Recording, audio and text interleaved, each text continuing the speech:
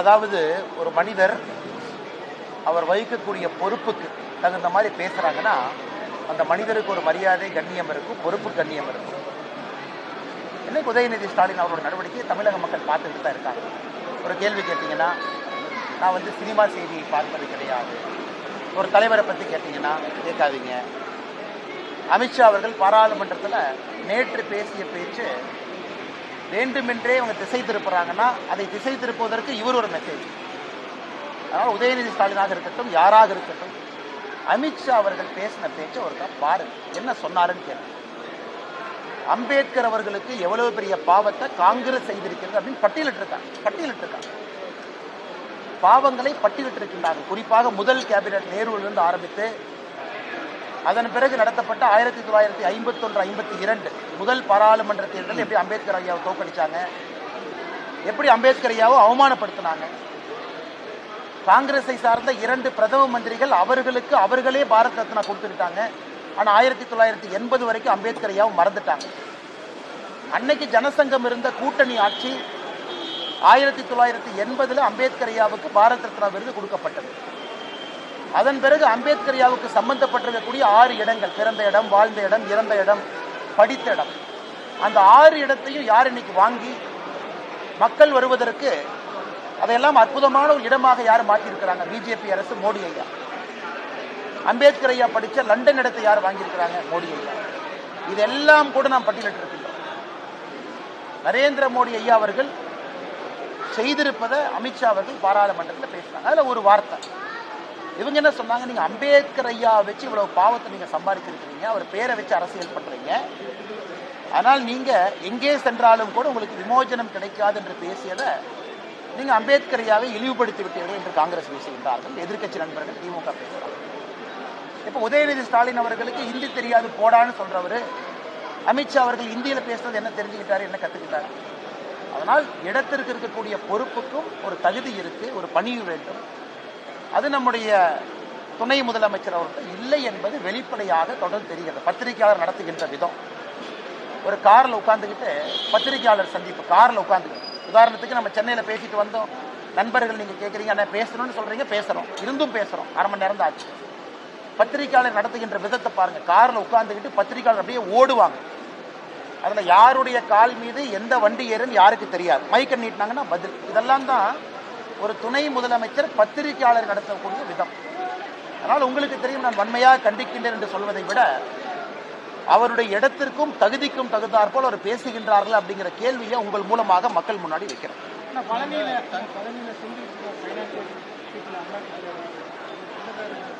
அமலாக்கத்துறையா income tax இல்லை, கொங்கு பகுதியை பொறுத்தவரை எல்லோரும் நம்முடைய சொந்தக்காரங்க தான். தமிழகத்தில் எல்லோரும் நம்முடைய சொந்தங்கள் தான். இன்று நம்முடைய நண்பர் ஒரு கேள்வி கேட்குறாங்கன்னா, பழனி பக்கத்தில் ஒரு மீது இன்கம் டேக்ஸ் அதிகாரிகள் ரைட் நடத்துகிறாங்க, ஒரு சொந்தக்காரங்க. ஆமாம், சொந்தக்காரங்க தான், எங்களுடைய உறவு முறை அவர்கள். இது கோயம்புத்தூரில் போன வாரம் நடந்த ஒரு ரைடும் சொந்தக்காரங்க தான். ஆனால் என்னை பொறுத்தவரை தெளிவாக இருக்கின்றேன். மத்திய அரசாக இருந்தாலும், யாராக இருந்தாலும், எந்த ஏஜென்சியாக இருந்தாலும் அவர் நடவடிக்கை அவங்க எடுக்கிறாங்க. பாரதிய ஜனதா கட்சியினுடைய தலைவராக நான் எங்கேயும் குறிப்பிடுவது கிடையாது, யாருக்கையும் பேசுறது கிடையாது. ஆனால் கொங்கு பகுதியில் எல்லா நம்முடைய சொந்தக்காரங்க இருக்கிறாங்க. பிரச்சனை வரும்பொழுது நியாயமான முறையில் இருக்கும்பொழுது நாம் தீர்வு கொடுக்குறோம். எல்லோரும் சொந்தங்கள். நான் சொந்தங்களையும் நான் வேறுபடுத்தி பேசுறீங்கன்னா தமிழ்நாடு எல்லாமே சொந்தங்கள் தான். அதனால் யாராக இருந்தாலும் அரசு எந்த நடவடிக்கை எடுக்கிறதோ அதுக்கு அவங்க தன்னை உட்படுத்தி கொள்ள வேண்டும். அதன் மூலமாக அரசு என்ன சொல்றாங்க அது எல்லோரும் கேட்க வேண்டும். அதே விதத்தில் அரசு சொல்லக்கூடிய விதத்தில் தரப்பத்தில் நியாயம் இல்லை என்றால் உச்சநீதிமன்றமோ உயர்நீதிமன்றமோ செல்வதற்கு எல்லோருக்கும் ஒரு இடம்.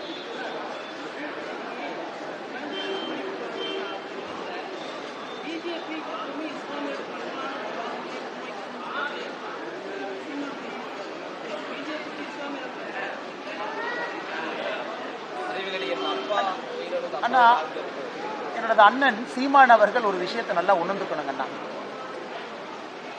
எல்லோரும் அப்பாக்கள் தான், எல்லோரும் தமிழகத்தில் அம்மாக்கள் தான், எல்லோரும் சித்தப்பா தான், எல்லோரும் பெரியப்பா தான். அதில் எந்த வித்தியாசம் இல்லை, நம்ம சொந்தங்கள் தான். அல்லுமா என்பது தடை செய்யப்பட்ட ஒரு இயக்கம். அதில் குறிப்பாக பாஷா அவர்களுக்கு நீதிமன்றம் சிறை தண்டனை விதித்து சிறையிலிருந்து பரோல்ல வெளியே வந்திருக்கிறாங்க. யார் இறந்தாங்களோ அவர்களுடைய மத முறைப்படி அடக்கம் பண்ணுங்க, அதெல்லாம் பண்ணுங்க. நாங்கள் தியாகிகளை விதைத்திருக்கின்றோம், இதெல்லாம் அரசியல் கட்சியை சார்ந்தவர்கள் சொல்லக்கூடிய கருத்துக்கள். இன்னும் சில அரசியல் கட்சிகள் சார்ந்தவர்கள் சடனா மாட்டியரா மாத்துறாங்க. கோயம்புத்தூர்ல பிப்ரவரி 1998 58 பேர் இறந்திருக்காங்க, 200க்கும் மேற்பட்டவர்கள் படுகாயம் அடைஞ்சிருக்கிறாங்க.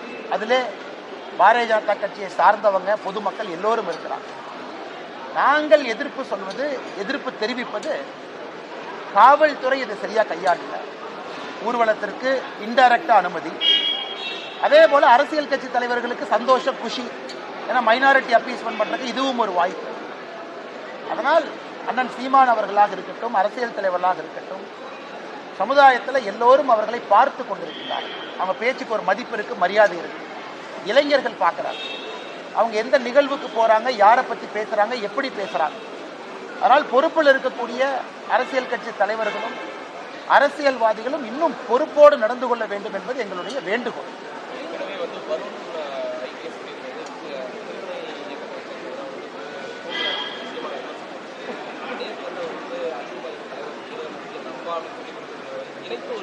அண்ணன் சீமான் அவர்கள் நேற்று அல்லுமா அதனுடைய நிறுவனர் தலைவராக இருந்து பரோல்ல வெளியே வந்து கோயம்புத்தூர்ல 1998 பிப்ரவரியில் நடந்த தீவிரவாத தாக்குதல்ல மிக முக்கிய குற்றவாளியாக இருந்து இறந்திருக்கக்கூடிய பாஷா அவர்களுடைய இறுதி அஞ்சலி செலுத்துவதற்காக போயிருக்கிறார். அதனால் நாம் தமிழர் கட்சி ஒரு ஆன்டி நேஷனல் கட்சியா கிடையாது. அதனால் நாம் தமிழர் கட்சி ஒரு தடை செய்யப்பட வேண்டிய கட்சியா கிடையாது. நான் சொல்கின்ற வாதம் எல்லாம் அரசியல் கட்சிகளுக்கு ஒரு பொறுப்பு இருக்கு. ஏன்னா இறந்து போன 58 பேருக்கு அப்பா இருக்காங்க. நாம வந்து சொல்றோம் பாஷா அவர்களினுடைய அப்பான்னு அண்ணன் சீமான் அவர்கள் சொல்றாங்க. இறந்து போன 58 குழந்தைகளுக்கு அப்பா அம்மா இருக்கிறாங்க.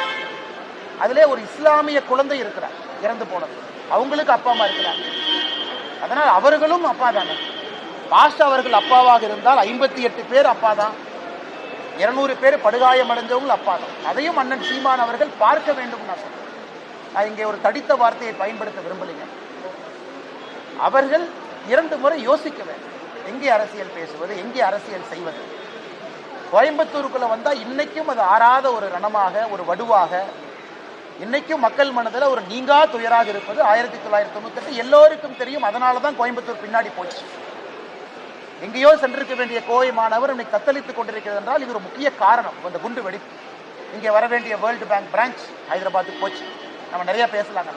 இன்வெஸ்ட்மெண்ட் ஆப்பர்ச்சுனிட்டி பக்கத்து மாநிலத்திற்கு போச்சு. ஒரு சேஃப் சிட்டி இல்லை என்கின்ற ஒரு பெயர். ஆனால் இன்னைக்கு அரசியல்வாதிகள் எல்லாம் வந்து மாட்டையர் என்னுடைய அப்பா என்கின்ற வார்த்தையை பயன்படுத்தும் பொழுது அதை மக்களும் கூர்ந்து கவனிக்கிறாங்க. இதுல இன்னும் ஒரு படி மேல போய், எப்பொழுதுமே பாரதிய ஜனதா கட்சி இஸ்லாமியர்களுக்கு எதிரான கட்சி கிடையாது. இஸ்லாமிய சொந்தங்கள் பாரதிய ஜனதா கட்சியில் இருக்கிறாங்க. நாங்கள் இஸ்லாமிய பயங்கரவாதத்துக்கு எதிரானவர்கள். இஸ்லாமியர்கள் எல்லாரும் நல்லவங்க எத்தனையோ பேர் இருக்காங்க, 99%, 100% கிட்டத்தட்ட இருக்கிறாங்க.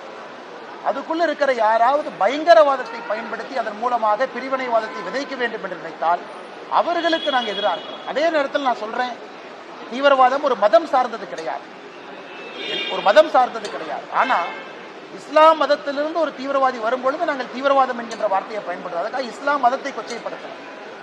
நாங்கள் இஃப்தார் விருதை பாரதிய ஜனதா கட்சி சார்பாக கொடுக்கின்றோம், கொண்டாடுகின்றோம், அவர்களோடு இருக்கின்றோம், உறவினோடு இருக்கின்றோம்.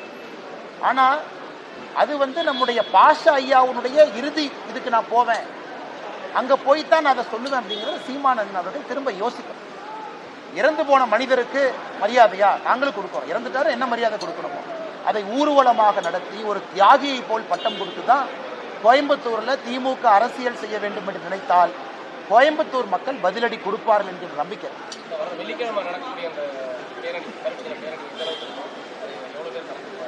பாரதிய ஜனதா கட்சியை பொறுத்தவரை உங்களுக்கு தெரியும், இன்னைக்கு பாஷா அவர்களுடைய இறுதி ஊர்வலத்திற்கு நாங்கள் யாரு வேணாலும் கலந்துக்கலாம், யாரையும் தடுக்க மாட்டேன்னு சொல்லக்கூடிய காவல்துறை எப்படி வெள்ளிக்கிழமை நடக்கக்கூடிய பேரணிக்கு என்ன பண்றாங்கன்னு நீங்களே பாருங்க. பாரதிய ஜனதா கட்சியினுடைய தலைவர் வீட்டுக்கு வந்து நான் கைது பண்ணுவேன், கோயம்புத்தூர் தலைவர்களை வெளியே விட மாட்டேன், 2 பேர் ரோட்ல வந்தாவே 1500 போலீஸ் போட்டு கைது பண்ணுவேன், இதெல்லாம் தொடர்ந்து. ஆனால் நாங்கள் ஒரு விஷயம் கோயம்புத்தூர் மக்களும் புரிஞ்சுக்கணும், பாரதிய ஜனதா கட்சி நரி வருதுன்னு சொல்லிக்கிட்டே இருக்கும். அது உங்களுக்கும் தெரியும், அது மக்களும் இங்கே உணர்ந்து கொள்ள வேண்டும். ஒரு கட்சியாக இருக்கட்டும், இயக்கத்தை சார்ந்தவர்களாக இருக்கட்டும், உயிரை கொடுத்து பல விஷயத்தை உங்கள் முன்னால் வைப்பது கோயம்புத்தூர் மாநகரத்தில் சூசைட் பாம் அட்டாக்ல இருந்து என்ஐஏ சார்ஜ் ஷீட்டை யாரு படிச்சாலும் தெரியும் எந்த அளவுக்கு ஆழமாக இங்கே பயங்கரவாதம் இருக்கு. அதனால கோயம்புத்தூர் மக்கள் நல்லா புரிஞ்சுக்கணும், அமைதி, முழுமையான அமைதி இங்கே வரும்பொழுது மட்டும்தான் கோயம்புத்தூர் மாநகரம் தன்னுடைய இழந்த பொலிவை முழுமையாக அது மீட்க முடியும். ஆனா இன்னைக்கு இருக்கக்கூடிய அரசியல்வாதிகள் பேசுற பேச்சு நீங்களும் பாக்குறீங்க. அதே தேர்தலில் நாங்களும் நிற்கிறோம். எல்லா விதமான கருத்துக்களை பார்த்து நீங்க ஓட்டு போடுறீங்க.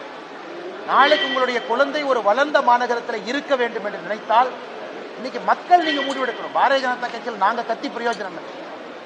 வெள்ளிக்கிழமை அன்னைக்கு நாங்கள் ஆர்ப்பாட்டம் பண்றோம், அதை பண்றோம், இதை பண்றோம், அதுல பிரயோஜனம் இல்லைங்க. அது உங்களுக்கு நாங்கள் சொல்லுகின்ற செய்தி ஒரு பொது தளத்தில் இதெல்லாம் நடக்குது பாருங்க. ஆனா மக்கள் நீங்க முடிவெடுக்கணும். மக்கள் நீங்கள் தேர்தலில் வாக்களிக்கும் பொழுது எந்த கட்சி உங்களோடு இருக்கிறது, யார் பயங்கரவாதத்துக்கு எதிராக இருக்கிறார், யார் இங்கே என்ஐஏவை கொண்டு வர வேண்டும் என்று சொல்லுகிறார், அதை மக்களும் யோசிக்க வேண்டும் என்பது என்னுடைய அன்பான வேட்கை. அண்ணா கர்மணமா கேட்கிறேன் சார், ஒரே நிமிஷம் வந்துட்டு.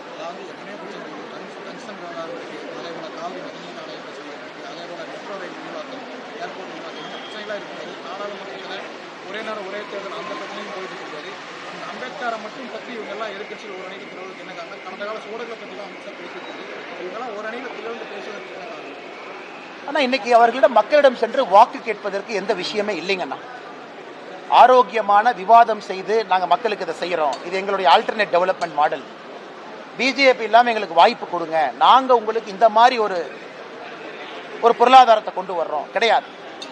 பேசுவதெல்லாம் ஜாதி, பேசுவதெல்லாம் இன மொழி பிரச்சனை, பேசுவதெல்லாம் வடக்கு தெற்கு. நீங்களே யோசிச்சு பாருங்க. கடந்த 1 ஆண்டு 2 ஆண்டு காலமாக எதிர்கட்சி நண்பர்கள் பேசக்கூடிய வாதத்தில் இதை தவிர புதுசா என்ன இருக்குன்னு பாருங்க.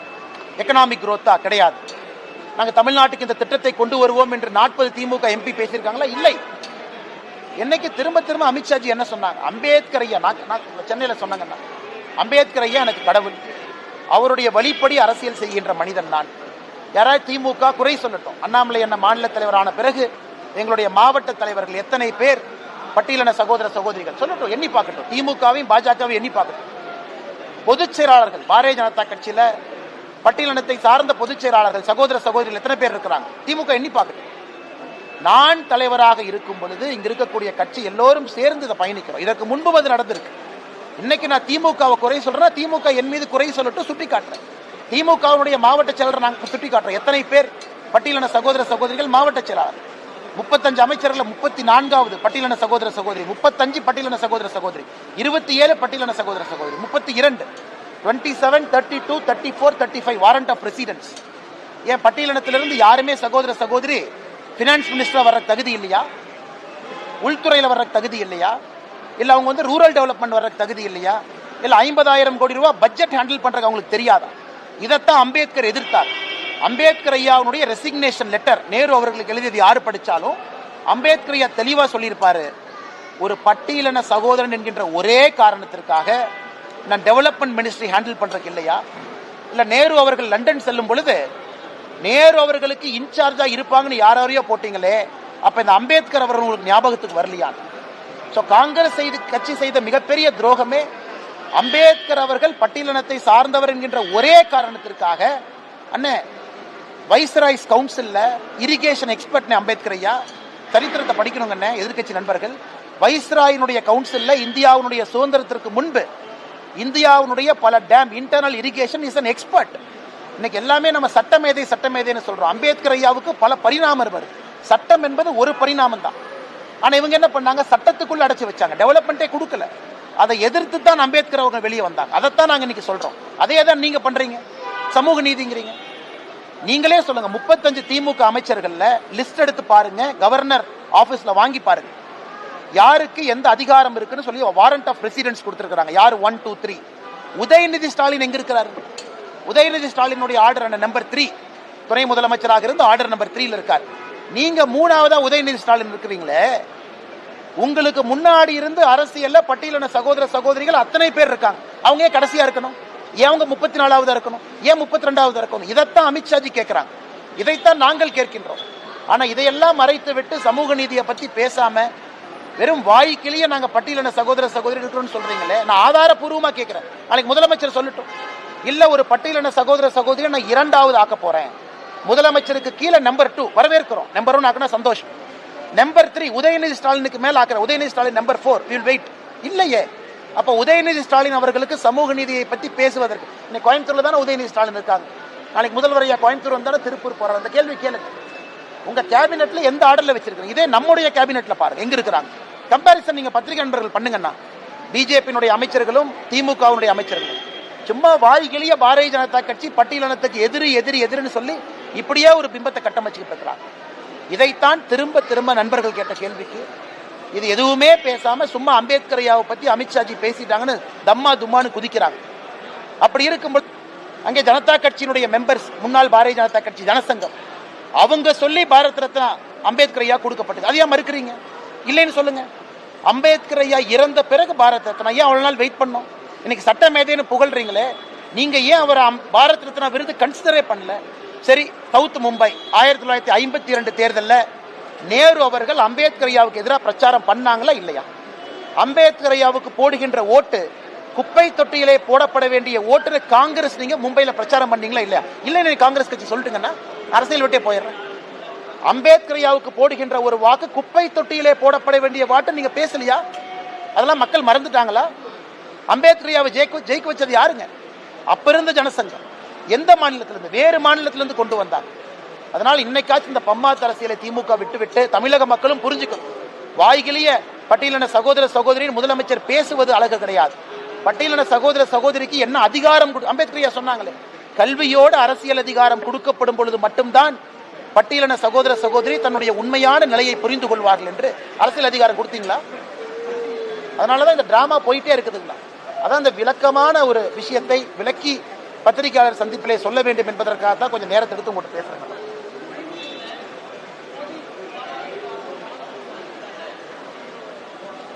சாதிக் பாஷா போதை கடத்தல் சர்வதேச கள்ளக்கடத்த கும்பல் தலைவர். நேற்று நான் ஒரு அறிக்கை கொடுத்தேன். தமிழ்நாடு டெக்ஸ்ட் புக் கார்பரேஷனுக்கு டெக்ஸ்ட் புக் சப்ளை பண்ணியிருக்காரு. பாத்தீங்களா ஈடியோட சார்ஜ் ஷீட். ஸோ சர்வதேச போதை கடத்தலுடைய தலைவராக இருக்கக்கூடிய சாதிக் பாஷா தமிழ்நாடு டெக்ஸ்ட் புக் கார்பரேஷனுக்கு சப்ளையருக்கு சப்ளையர். அப்ப நான் நம்ம ஊர்ல கல்வி விளங்குமானே? நம்ம ஊர்ல ஏதாச்சும் அரசு பள்ளியோ தனியார் பள்ளியோ ஆரம்ப பள்ளியோ விளங்குமா? சர்வதேச கடத்தல்காரர் இருக்கு. அதனாலதான் எல்லா இடத்துலையும் பாத்தீங்கன்னா இன்னைக்கு உங்களுடைய பத்திரிகையில காலையில பார்த்தேன். உங்க பத்திரிகையில கோவை மாநகரத்துல எத்தனை கல்லூரிகள் இன்னைக்கு வந்து கஞ்சா புழக்கம் அதிகமாக இருக்குன்னு ஒரு பேஜுக்கு எழுதிட்டீங்க. உண்மைதான். அது எப்படி திடீர்னு வந்து சித்தனால இல்லை. கோயம்புத்தூரை பொறுத்தவரை இந்தியாவிலே இது கல்வி நகரம். இந்தியாவில் எந்த ஒரு மாவட்டத்திலும் இங்கு இருக்கக்கூடிய கல்வி கூடங்களை போல் எந்த ஒரு மாவட்டமும் கிடையாது. Coimbatore is number 1 educational hub. Individual institution இது நம்பர் 1ங்க. அப்படி இருந்து என்ன நீங்க பண்ணிருக்கீங்க? அதனால் நீங்கள் கண்டிப்பா உங்க பத்திரிகையில் நீங்க எழுதியிருக்கிற வரவேற்கிறங்கன்னா அரசு நடவடிக்கை எடுக்கணும்.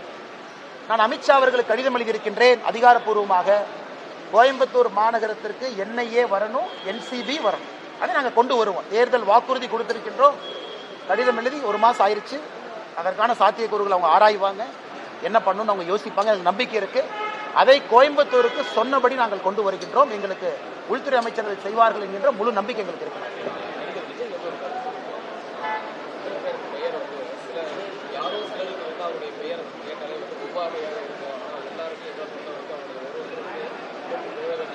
இல்லை, இதை நான் சொல்றேன்னா இன்னைக்கு இவங்க நான் கேட்கிறேன், விஜய் அவர்கள் இன்னைக்கு அரசியலுக்கு வந்திருக்காங்க. போன வாரம் விஜய் அவர்கள் கோவால ஒரு கல்யாணத்துக்கு போறாங்க. அவர் விமான நிலையத்தில் கேட் நம்பர் 6ல சோதனை கூடத்தில் தன்னை உட்படுத்தி கொண்டு ஒரு தனியார் விமானத்தில் போறாங்க. அவருடைய பிரைவேட் போட்டோ எப்படி வெளியே வந்துச்சு? பிரைவேட் போட்டோ எப்படி வெளியே வந்துச்சு? விஜய் அவர்கள் யாரு கூட வேணாலும் போகலாம், அவருடைய தனிப்பட்ட விருப்பம். விஜய் அவர்கள் கூட யாரு வேணாலும் விமானத்தில் போகலாம், அவருடைய தனிப்பட்ட விருப்பம். யார் அந்த போட்டோ எடுத்து வெளியிட்டாங்க? அதனால்தான் நாங்கள் நம்முடைய சிந்தியா அவர்களுக்கு விமான போக்குவரத்து அமைச்சர் அவருக்கு பாரதிய ஜனதா கட்சி சார்பாக கடிதம் எழுத இருக்கின்றோம். யார் அந்த போட்டோவை எடுத்தாங்க? இதே போறவங்க வர்றவங்க போட்டோ எடுக்கிறது தான் ஸ்டேட் இன்டெலிஜென்ஸ் வேலையா? ஸ்டேட் இன்டெலிஜென்ஸ்ல போட்டோ எடுத்து திமுக ஐடி விங்கு கொடுக்கறதா அவங்க வேலையா? ஆனா ஒரு மனிதனுடைய தனிப்பட்ட வாழ்க்கையிலே தலையிடுவதற்கு யாரும் உரிமை இல்லை. அவங்க பேசுறது பிஜேபிக்கு எதிராக பேசினா கூட நான் இந்த கட்சியினுடைய மாநில தலைவராக சொல்லுவேன். இதுதான் நீங்க வந்து காட்டக்கூடிய அரசியல் நாகரிகம். இதுதான் திமுக வந்து மக்களை மதிக்கக்கூடிய விதம். யார் வேணாலும் எங்க வேணாலும் போவாங்க, தனியா அவங்க போறாங்க. கல்யாணத்துக்கு போறாங்க, அதையும் போட்டோ எடுத்து நீங்க லீக் பண்ணுவீங்க, ரிலீஸ் பண்ணுவீங்க, பேசஞ்சர் மேனிஃபெஸ்ட் எடுத்து. அதனால்தான் விமானத்துறை போக்குவரத்து அமைச்சரத்துக்கு எழுதுறோம், சிசிடிவி எக்ஸாமின் பண்ணுங்க, யாரு போட்டோ எடுத்தாங்கன்னு புடிங்க, அவங்க செல்போன்ல இருந்து யாருக்கு அனுப்பிச்சாங்கன்னு எடுத்து எஃப்ஐஆர் போட்டு உள்ள தள்ளுங்க. இது முதல் விஷயம்.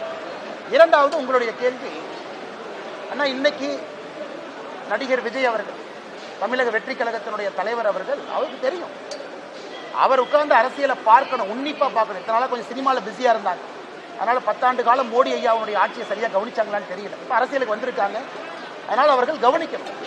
10 ஆண்டு காலமாக அம்பேத்கர் ஐயா சொன்னபடி அரசியல் செய்து நாட்டு மக்களுக்கு நல்லது செய்வது யார், அவங்க பின் பாயிண்ட் பண்ணட்டும். இந்த இடத்துல பிஜேபி அம்பேத்கர் ஐயா கொள்கைக்கு விரோதமா போச்சு சொல்லட்டும், பாயிண்ட் சொல்லணும், பாயிண்ட் சொல்லணும். 10 ஆண்டு காலம் பிஜேபியினுடைய ஆட்சி, மோடி ஐயா ஆட்சி.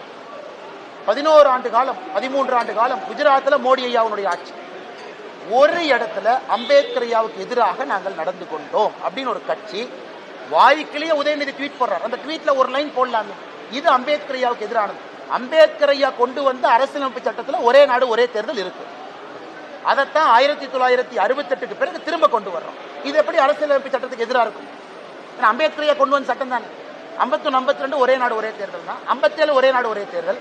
62 ஒரே நாடு ஒரே தேர்தல். 67 ஒரே நாடு ஒரே தேர்தல். எப்படி அம்பேத்கர் ஐயாவுக்கு எதிராக பாரதிய ஜனதா கட்சி செயல்படும்? அதனால சில படித்த அரசியல்வாதிகள் கேட்டா 5 முறை எம்பி 7 முறை எம்பின்னு பாராளுமன்றத்தில் பேசுறாங்க. உங்களுக்கு நான் கேட்க விரும்புறேன், அப்ப ஒரே நாடு ஒரே தேர்தல் பாரதிய ஜனதா கட்சி கொண்டு வந்தால் அது அம்பேத்கர் ஐயாவுக்கு எதிராக எப்படி சொல்லுவீங்க? அம்பேத்கர் ஐயா சொன்னதானே செய்யறோம். அதனால் எல்லோருக்கும், நடிகர் விஜய் அவர்கள் உட்பட எல்லோருக்கும் நான் சொல்லிக் கொள்வது, எங்களிடம் குறை இருந்தால் சுட்டி காட்டணும், பாயிண்டா பேசணும். இது தப்பு பண்ணுவீங்க, இந்த பில்லுல தப்பு பண்ணுவீங்க, இந்த சட்டத்துல தப்பு பண்ணுவீங்க, நான் உங்ககிட்ட பாயிண்டா பேசுறேன். அப்படி யாராவது சொன்னால் நான் தவறு செய்தாலும் கூட திருத்திக் கொள்கிறேன். நான் காலையிலே சொன்னேன், அம்பேத்கர் ஐயா கடவுள் இல்லை. அதனால தயவு செய்து அரசியல் கட்சிகள் 19 பேசி பேசி பேசி இப்படியே வண்டி ஓட்டுறதை விட எங்க தவறு நடந்திருக்குன்னு சொல்லுங்க, அப்புறம் பேசுவோம். நன்றி. பேச மாட்டேன் 1/2 மணி நேரம் பேச வச்சுக்கோங்க தலைவா, சாயந்தரம் பேசுறேன்.